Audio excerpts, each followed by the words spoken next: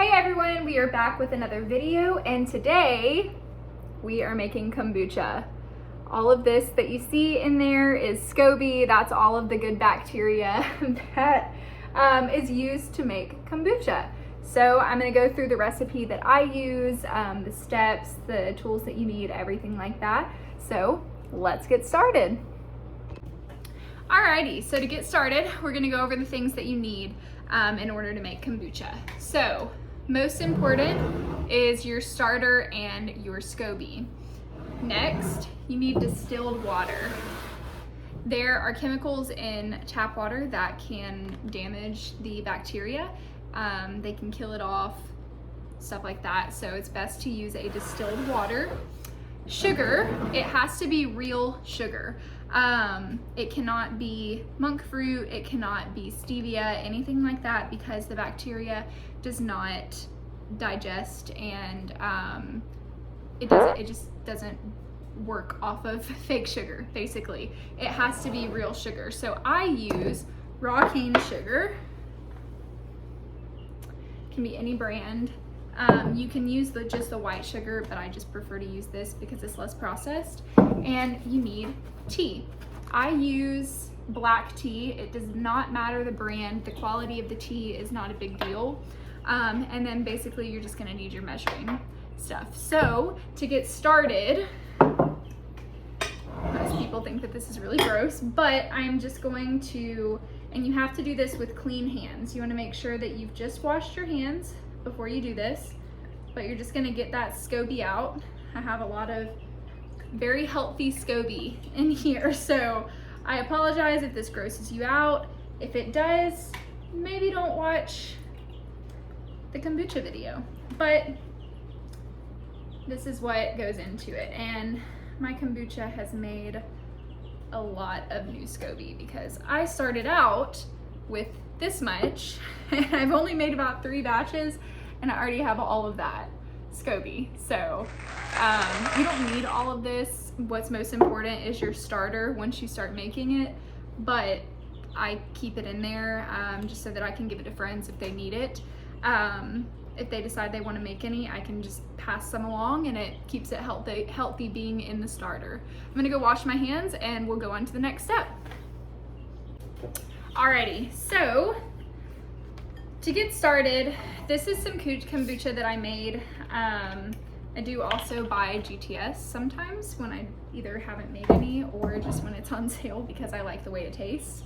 I'm gonna take about a half a cup of this and we're gonna use it for today's new kombucha.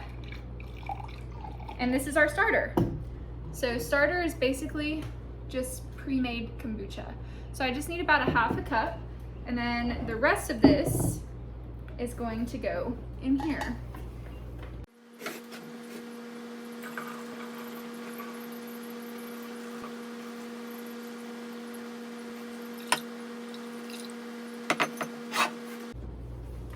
All right, so now I have all my kombucha that I made last round, and I had a little left over, so cheers. Wow! All right, so now we have our starter for this batch. We have all the SCOBY. So the next step is just to measure out, I'm gonna pour this in here, but it's just to measure out all of the water that we need. So we are gonna start with 3 cups worth of distilled water, and we're gonna boil it.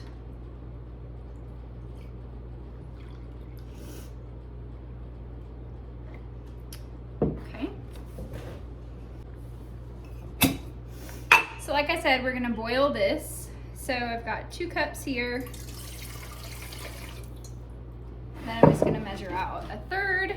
This is gonna make about a half gallon worth of kombucha by the time that we're done. Add in my 3rd cup. I'll go put this on the stove and I'll come back when we're ready. Okay, it is boiling and it is ready. We'll turn that off and get started with the next step.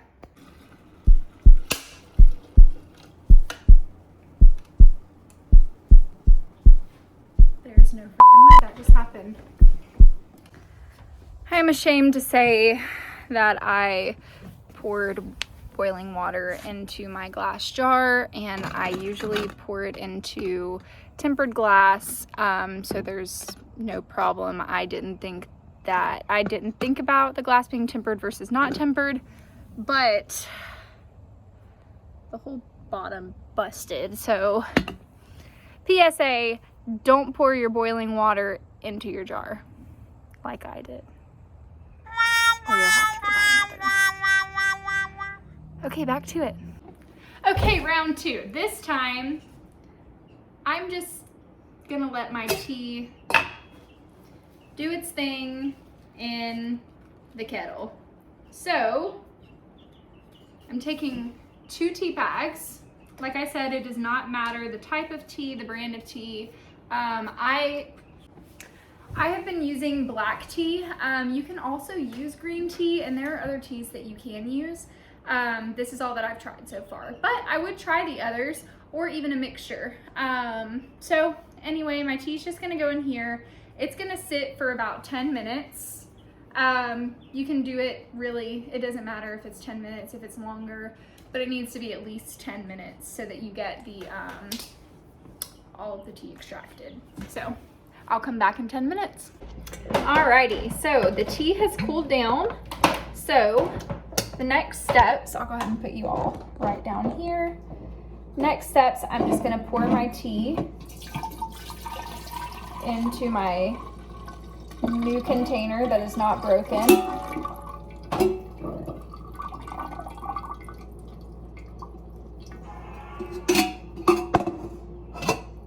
I'm gonna add 3 tablespoons of sugar. You're gonna see me put 6 in, but that is because I'm using a half tablespoon spoon.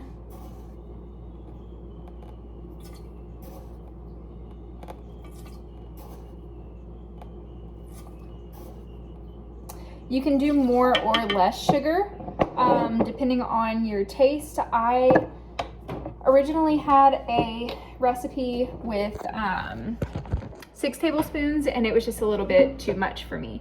So I have all of that in there. Next, I am gonna take 2.5 cups worth of distilled water.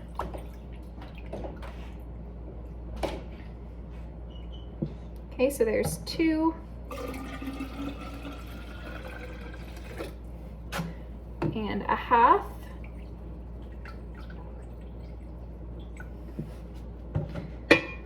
Cup of water. Next,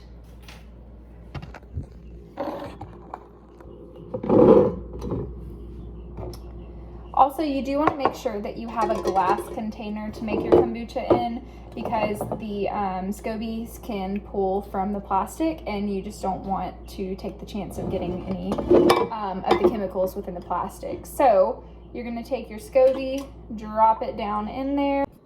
Once you get your SCOBY in, you're going to pour your starter on top of it. And so this is what it's going to look like in there. And then the last and one of the most important parts, honestly, kombucha is very forgiving. And I learned this because the SCOBY and the starter that I had in the very beginning, I actually smothered it for a year to a year and a half. And all of this has come out of it. So luckily I did not kill it, but it was a possibility. You always want to make sure that your bacteria is able to breathe, because it can die otherwise. I mean, it's like us, we have to have air. But anyway, you're just going to take a coffee filter, and I prefer the unbleached filters just because they have less chemicals, and then just a rubber band and put it around the top. You're going to let this sit. Again, it is to taste, but about 2 weeks is good. I will say the batch that I just fixed in the beginning of the video and I'm putting in the refrigerator, I did let it sit for bit longer than I should have, and it's a little more vinegary than it is sweet, but it's still drinkable and it still does the job. It's still good for you. So if you let it sit a little too long, it's not ruined. Even if it's to where you don't want to drink it, you can still take your starter and do a new batch and just let it sit for less time. So taste along the way, taste it about a week in, taste it about 2 weeks in, and just go from there. See how you like it. But anyway, kombucha is great for a number of things. It's great for your digestive system. A happy gut is a happy body, and the good microbiota that is in here feeds the flora within your colon and leads to other health benefits, because everything is basically based off of your gut for your body. So anyway, with that being said, this is kombucha. It's great. Y'all saw me drink it earlier, so it is safe. And I hope that you enjoy making it. I will link some starters and scobies in one of the comments down below. And I'll actually link some other jars that you can get, the coffee filters, the tea, everything like that. I'll go ahead and link it for you all. That way it's right there. You can grab it. Most of this stuff you can get at Walmart, but you know, people like to order things from Amazon too, so I'll just have some links that are handy for you. But I hope you guys liked this video. I love making kombucha. It's really simple, really affordable, and great for your body. So anyway, look forward to next video. Y'all like and subscribe. If you enjoyed this video, leave a comment if you have any questions, thoughts, tips, anything like that. Thanks, guys.